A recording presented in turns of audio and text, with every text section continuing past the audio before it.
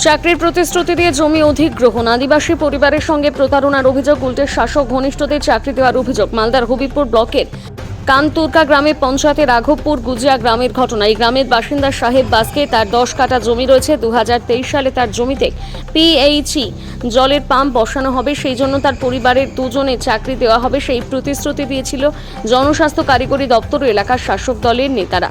সেই মতন অবস্থায় সাহেব বাসকে তার 10 কাঠা জমি পিএইচই জলের ট্যাঙ্কি বসানোর জন্য জনস্বাস্থ্য দপ্তরকে দিয়েছিল। আজকে জলের ট্যাঙ্কি বসে গিয়েছে, তারপর চাকরি পায়নি প্রদীপ বাস্কের পরিবারের কোনো সদস্যরা। ইতিমধ্যে তিনি অভিযোগ করেছেন চাকরি দেওয়ার নাম করে তাদের সাথে প্রতারণা করা হয়েছে। আমরা আজকে 1 বছর ধরে চাকরির জন্য দুয়ার থেকে দুয়ারে ঘুরছি। জেলা শাসক থেকে বিডিও, মালদা জেলা পরিষদ, বিএলআরও দপ্তরকে অভিযোগ জানিয়েছি, কিন্তু কোনো আশা পাইনি।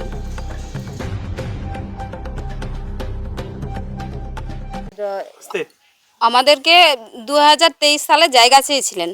জায়গা আমরা ছেড়েছি, 10 কাঠা জায়গা, মানে আমাদের চাষের জায়গা ওটা।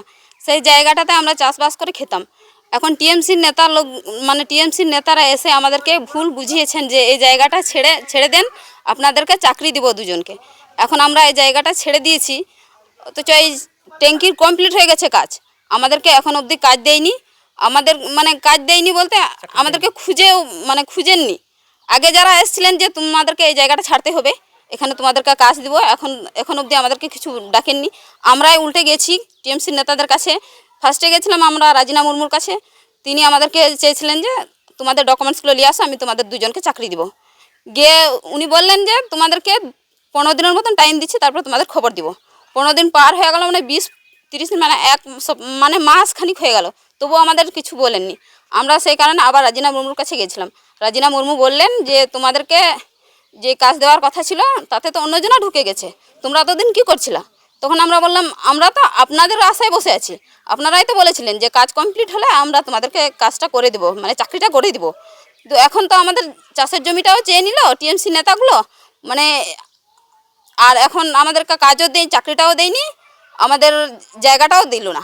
এখন আমাদের সঙ্গে টিএমসি নেতা, আমাদের এলাকার যতগুলো নেতা আছে, তারা সবাই আমাদেরকে নিয়ে প্রতারণা করেছে। আমরা চাই যে আমাদের নেই বেচার আমরা যাতে পাই, আমরা এখানে যাতে কাজ পাই, চাকরি পাই। চাকরি না পেলে আমাদের জায়গাটা যাতে ছেড়ে দেয়। আমাদের চাকরিও গেল আর জমিও গেল, আমরা এখন খাবো কি? যেটুকুন ওই জায়গাটাতে আমরা চাষ করে খেতাম, সেটাও তো এই টিএমসি নেতাগুলো আমাদের মুখ থেকে কেড়ে নিয়েছে। এখন আমরা না খেয়ে মরবো, না বাটি হাতে রাস্তায় গিয়ে বসবো। আমরা জানিয়েছি ফার্স্টে আমাদের রাজিনা মুর্মুকে, তারপরে বিডিও অফিসে, ডিএমের কাছে, আর জল দপ্তরের অফিসে, যেখানে পিএস অফিস আছে সেখানেও গেছি, আর আমাদেরকে একটাও পাত্তা দেয়নি। তোমার নাম? আমার নাম সোনালী হাসদা। জায়গাতে ট্যাঙ্কি বসানো হয়েছে, জলের ট্যাঙ্কি। হ্যাঁ, তারপর ওখানে চাকরি দেওয়ার কথা ছিল দুজন, তো দুজন চাকরি দিল না। ওখানে দেখছি কাজ কমপ্লিট হওয়ার পর ওখানে পাশে গ্রাম থেকে একজন জল ছাড়ছে। তার অন্য কাছে জিজ্ঞাসা করলাম তোমরা কোথায় থেকে এখানে কাজ জল ছাড়ছো তুমি? বলছে আমাদের এখানে উপর থেকে, আমাদের পার্টি লেভেল থেকে আমাকে কাজ দিয়েছে টিএমসি পার্টির। তারপর ওখান থেকে চলে আসলাম, তারপর জিজ্ঞাসা করলাম, তা উনি বলছে আমাদের উপর থেকে টিএমসি পার্টি দিয়েছে। তারপর ওখান থেকে আমি জল দপ্তরে চলে গেলাম, জল দপ্তরকে জিজ্ঞেস করলাম, উনি বললেন এখানে ওর লোকটা চাকরি হয়ে গেছে, তোমার চাকরি নাই।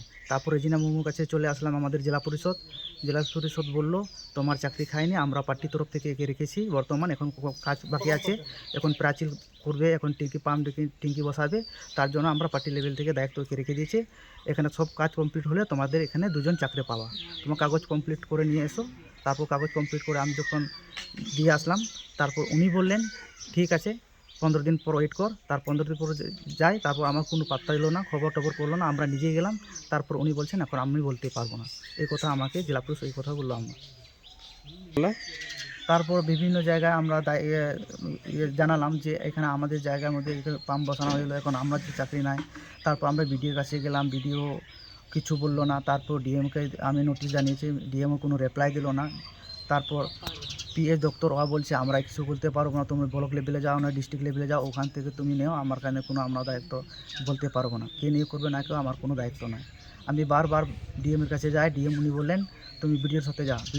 যখন বিডিওকে বলি তখন বিডিও আমাকে ডিএমের কাছে পাঠায়, আমাকে বারবার হয়রানি করাচ্ছে। যে চাকরি করে সেই টিএমসির নেতা আমাদের এই যে রাজিনার ডান হাত,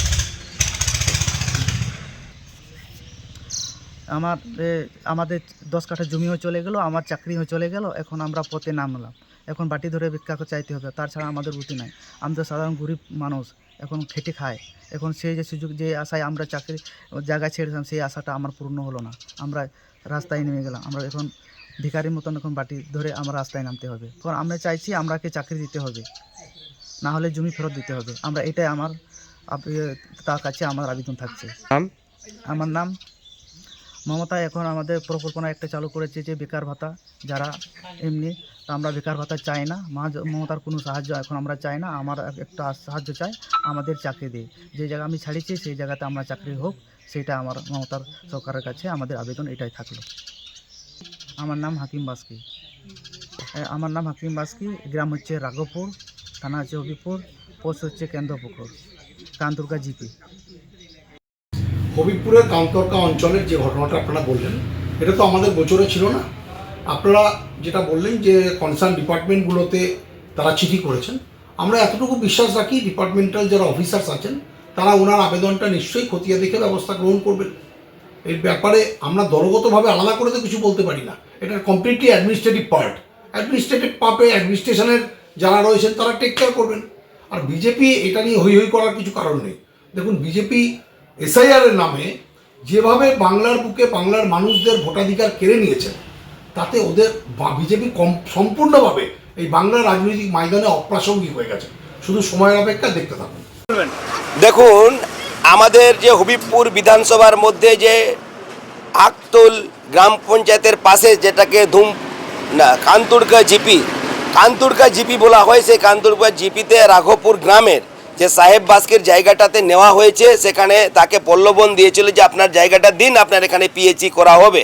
যে তিনি সরল সিধা মানুষ, তিনি সেখানে জায়গাটা দিয়েছেন, সেখানে কর্মসংস্থান হবে বলে জায়গাটা দিয়েছেন, কিন্তু সেখানে কর্মসংস্থান হলো না। সেখানে পিএইচই তৈরি হলো, সেখানে তৃণমূলের প্রভাবশালী নেতারা সেখানে চাকরি পেয়েছে। আর সেখানে তিনি সাহেব বাস্কে, তার ছেলে এবং তারা পরিবার সমেত বিডিও অফিসে যাচ্ছেন, ইঞ্জিনিয়ারের কাছে যাচ্ছেন, পিএইচই দপ্তরে যাচ্ছেন, ডিএমের কাছে যাচ্ছেন, কোথাও তারা চাকরি মিলেনি। কিন্তু আমি বলবো যে আদিবাসী মানুষদেরকে, হবিবপুরের বিধানসভার মানুষজনকে বলবো যে তৃণমূল কিভাবে আদিবাসী মানুষকে ঠকিয়ে জায়গা নিয়ে তৃণমূলের প্রভাবশালী নেতারা চাকরি পাচ্ছে, তার জন্য আমরা বৃহত্তর আন্দোলনে আমরা বিডিও অফিসে ঘেরাও করব, সমস্ত আদিবাসীকে নিয়ে এসে আমরা আন্দোলন করব। একটা হবিবপুর ব্লকের একটা পিএইচির কাজ, এবং সেখানে পিএইচির যে অপারেটর থাকে সেই কাজের নিযুক্ত ব্যাপারে একটা সমস্যা শুনেছি, কিন্তু বাস্তবে দেখেন যে আমাদের তৃণমূল কংগ্রেসের কেউ যুক্ত হওয়ার কথা নয়। কেন এটা পুরোপুরি অফিসিয়ালরা দেখে, যদি কোনো সমস্যা থাকে ওনারা অফিসে প্রেয়ার দিবে। আমাদের পিএইচির ইঞ্জিনিয়ার্সরা আছেন এবং আমাদের প্রশাসন আছেন ওখানে, তারা সেখানে অভিযোগ জানাক, এবং বাস্তবে যদি এসব ব্যাপারে কেউ জড়িত থাকে সেটা অবশ্যই দেখা হবে, এবং যে আবেদনকারী সে সঠিক জায়গাতে প্রেয়ার করুক, অবশ্যই সেটা সমাধান হবে।